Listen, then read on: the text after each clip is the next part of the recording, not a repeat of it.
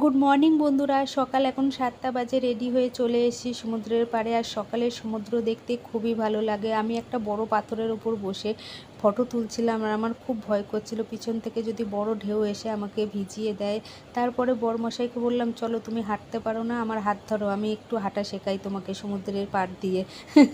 তারপরে আমার ছেলে দেখি এক জায়গায় দাঁড়িয়ে আছে, দাঁড়িয়ে থাকতে থাকতে দেখি হঠাৎ একটা জায়গায় পা দিয়ে খুঁড়ছে। আমার ছেলে মনে হয় দামি কিছু পেয়েছে, সোনা দানা।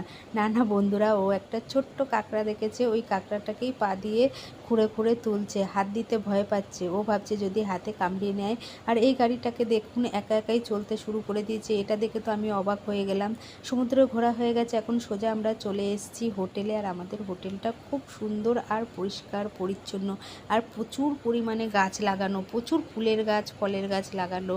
আর এই একটা পরীর করা পরীটাকে এত সুন্দর দেখতে কি বলবো, আর প্রচণ্ড কালারফুল পরীটাকে দেখুন, খুব সুন্দর লাগছে পরীটাকে দেখতে। তারপর দেখুন আমার ছেলে আর ছেলের বন্ধু চলে এসছে হোটেলে।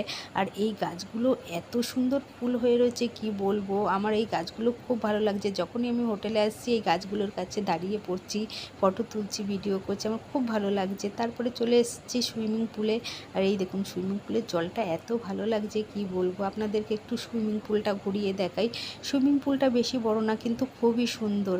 আমি এখন সুইমিং পুলে বসে পড়েছি, পা দুলিয়ে পা দুলাচ্ছি, পা ভিজাচ্ছি, খুব ভালো লাগছে। আর এই দেখুন সুইমিং পুল, আমার খুব ভালো লাগছে সুইমিং পুলটা দেখে। আর সুইমিং পুলের জলটা তো আরও সুন্দর।